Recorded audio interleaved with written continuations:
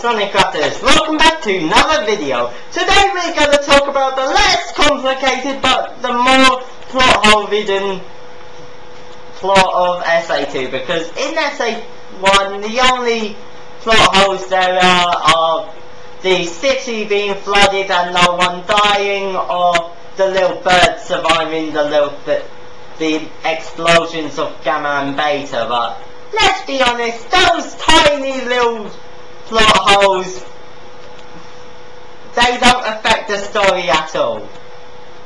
Chaos still becomes perfect chaos. Chaos still does everything. It doesn't matter whether or not people died or not. It doesn't matter if birds survived an explosion, because really the birds play no plot.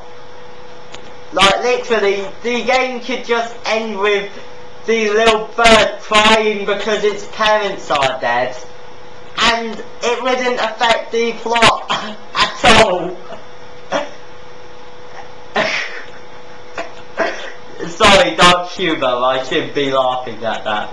So anyway, without any further ado, let's begin. So Eggman is breaking into secret military base, breaks open Shadow. All hail Shadow. Anyway, so Shadow is like a genie saying, "I shall grant you one wish, my master." Hey, Shadow's a gene hog. Anyway, so he shows off his power by defeating a gun robot, which you later face as Sonic. Well, first face as Sonic. Actually, what order would it be? Everyone plays Hero Story first, but you can play them in any order. I guess Hero first, since it happens. Actually, they happen just as early as each other. Anyway, so Shadow decides to be like Rouge and rob a bank. And then that causes everyone to think that Sonic has done it, even though Sonic is blue, doesn't have a stripe on his head, and stuff like that. Now, of course, there is one argument which Billion Thighs has put forth, which kind of supports it, and that's how there's only one Moby and the Hedgehog in the fucking world. How the fuck can they tell them apart? Everyone would just assume. Now, that would be a good explanation. Except how the fuck don't people confuse Tails for Sonic? Or Amy, well, Amy's wearing clothes, so Knuckles for Sonic, you know. Why don't people confuse that lot? That's a good plot hole thing. Plus Rouge is an anthropomorphic animal too, yet God knows who they are, so it's still a plot hole. It's still a plot hole with a weak explanation. Anyway, at least someone actually tried to explain it. Anyway, so of course Sonic gets captured, goes skydiving, somehow survives the fall, skates down a hill, goes into the gets chased by the unupgraded gun truck. We all know when it gets the fucking chainsaw upgrade. Yeah. And then of course you fight it. Little clash with, well, no clash, just encounter with Shadow where he's learned about chaos control. He's just demonstrating it so Sonic can copy it so he can survive. Basic storytelling. It's basically foreshadowing. Foreshadowing. Shadow literally shows Sonic how to do the one thing which he needs to survive, so yeah, foreshadowing. So, of course, Tails just goes and tries to help Sonic. Well, yeah. So on to Knuckles and Rouge. Well, Eggman, well, but okay. Let's start with the dark story, Shadow and Eggman. So of course Eggman goes into the Ark and Shadow brings the Chaos Emeralds. He tells him about the little eclipse cannon which he can use to use it to destroy the planet, even though there's another plot hole. If you want to own the planet, owning a planet destroying robot, well, cannon isn't gonna help you much, because if you don't use it, if you never use it, you don't have a threat to use to get the planet. But if you do use it, you're not gonna have a planet to build your empire on. So that's plot hole number 2. Next is, and then let's go back to Knuckles and Rouge. So they're fighting over the Master Emerald because Knuckles is the protector and Rouge is a secret agent who's also a jewel thief. How the fuck does that work? You're a thief, but you're also a government spy. You can't be a criminal and government at the same time. It doesn't work. Plot hole number 3. So, yeah,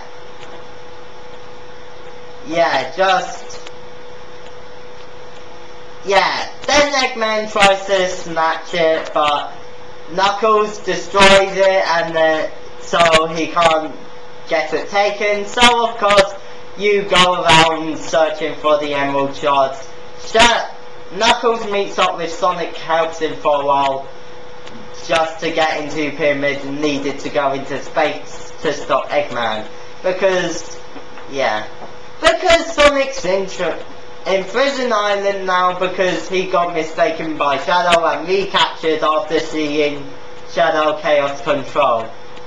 Which somehow no one fucking saw that, because there's just so many already around by the time he Chaos Controls out there. There's a giant flash of light, and there's so many of them that there should have been at least one, which would have seen the fucking Black Hedgehog teleport out using a Chaos Emerald which has been stolen.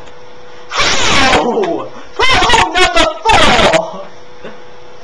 So, yeah, Amy somehow gets onto Prison Island, never explained, confuses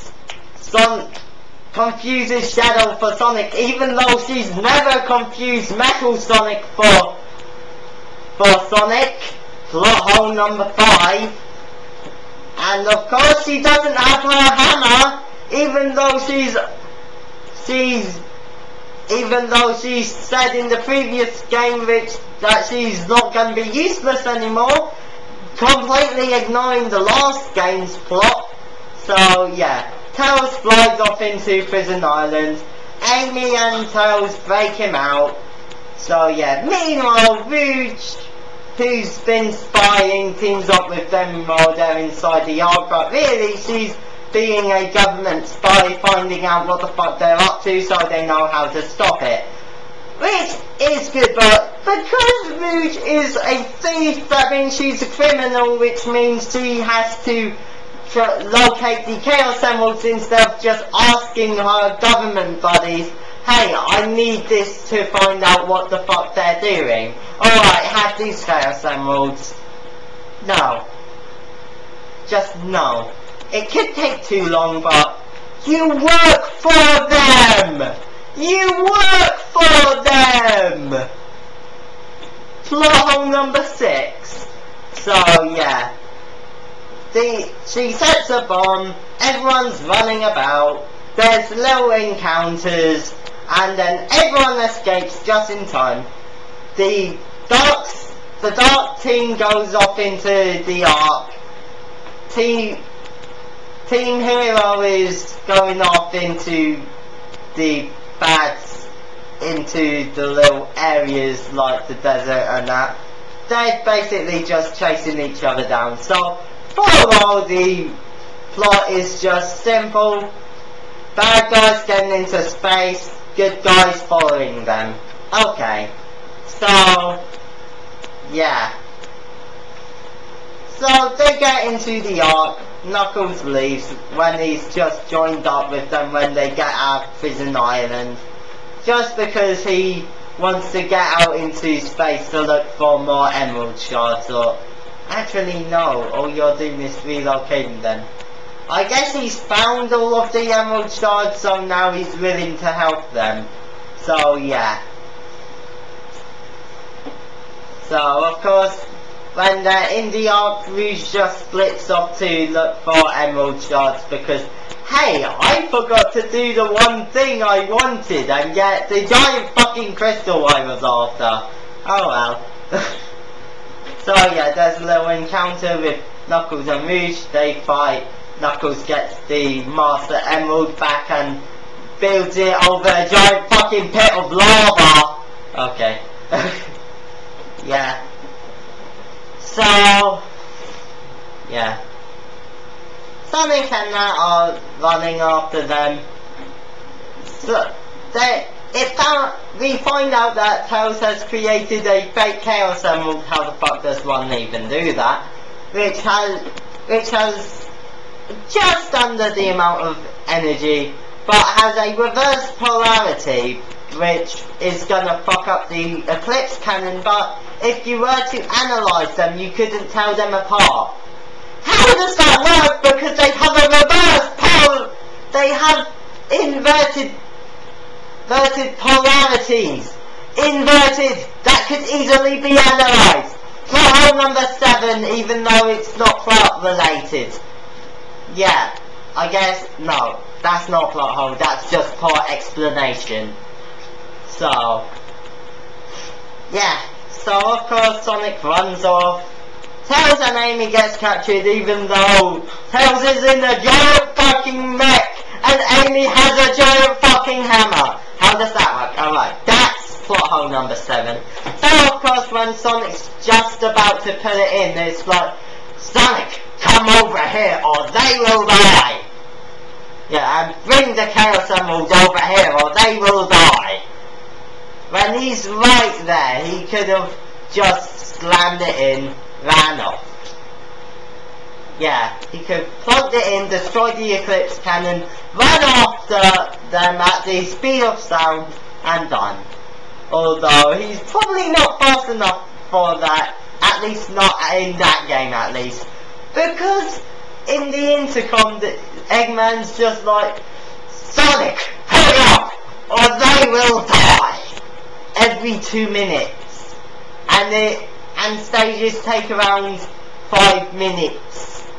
So, Eggman is just sitting there with Tails and Amy, like, going, hurry up, or they will die! And then just looking around. They're not even chained up or anything like that. They're just standing there. So they're like, Tails, anything you built recently? Amy, do you even have your hammer? I guess we'll just sit here silently. Sonic! Yeah, but of course after all that Sonic finally gets there. Eggman decides to launch Sonic off into space. Sonic does Chaos Control, which many consider this a plot hole, but really, how the fuck does Shadow even use it? No, but it could just be a little combination thing. It's like, anyone can use it, they just need to say it and harness their energy. In fact, it works better for Sonic because he can already use the Chaos Emerald's abilities. He can turn Super Saiyan using these crystals. So all he needs to say is just the little combination lock for this other ability, which he can now use. It's one of the few things which can actually be explained in the game. So yeah, he teleports off, and yeah, he actually escapes. And then he just runs off. Shadow is right in the arc room, right, the Eclipse Cannon room. Like, Eggman is like, Shadow, Sonic's still alive or some shit like this. Go after him. Well, make sure he doesn't put the Chaos Emerald inside the room, inside the Eclipse Cannon. So Shadow just runs off out of the room instead of just guarding the room. Although that kind of makes sense because, well, Sonic could just chuck the Chaos Emerald in there and win. So yeah. So after a little running, Tails thinks Sonic is dead, gets pissed off at Eggman, little mech fight. Sonic is just running after have a little Shadow encounter. That's final fight of the game. Both of you beat each other up. So of course, after that, either Sonic or Eggman put the emeralds in, and either the Eclipse Cannon itself gets destroyed by Sonic, or Eggman wins and puts the Chaos Emerald in there. But it doesn't matter either way, because it has 7 sources of Chaos Energy, even though one might or might not be reverse polarity, which should fuck up the machine, but apparently doesn't. Well done, Tails! You made an artificial Chaos Emerald! You're lucky that it turned out to be a trap, because, well, you could have fucking doomed the planet! I guess he doesn't give a shit, since he was like, well, it ends well when presumably thousands of people drowned by chaos. So yeah, Tails is fucking sadistic. Never mind Eggman who blew up half the moon. No, Tails just doesn't give a shit about life. At least Eggman knows the value of life, because he uses it as a means of getting his enemies to do what he wants. Hey, I want to kill you. I have a life over here, just go stand there or I will kill it. Alright? Trapped! Fuck you! Yay! Like, sure, that's kind of a dickish version of it, but at least Eggman knows the value of it, even if it's a bad value. So, yeah. So, yeah. The final story. So it turns out to be a trap by Gerald Robot that this is plot hole number 8. Basically, the plan itself is fully plausible. The part which isn't plausible is the video recording of his execution. How? Because he's done it all by himself as a secret. He didn't tell anyone about it. He didn't tell Gun about it, or anyone who could get access to the tape. No, he said he's been working on this in years. If it was closed down, how the fuck could you get back into it? How could you program all of this shit? And how could you send a recording of your execution to it to be played when it does? How? How? Plot hole number 8. Because really, because it's a little recording. It's a recording of his execution. Plus also, why did none of the gun people examine this after that little fully recorded thing of his execution? Execution because of what he's been doing by the government. They know. They knew about this crazy shit because he was saying about this in his execution. So you check up on it. the end story doesn't make any sense. How? And of course, how the fuck does the bio lizard survive for so fucking long inside the space station which has been in space for so long? How about energy? Sure, works for me. Because, you know, they're organic. Well, it's partially organic, it doesn't need food. Yeah. So, also, if it's been closed down for years, why are there gun robots in there? Oh, fucking no idea. So, yeah. So, of course, the thing starts falling into space. Everyone works together. Amy motivates Shadow into helping them because it's not what Maria would have wanted.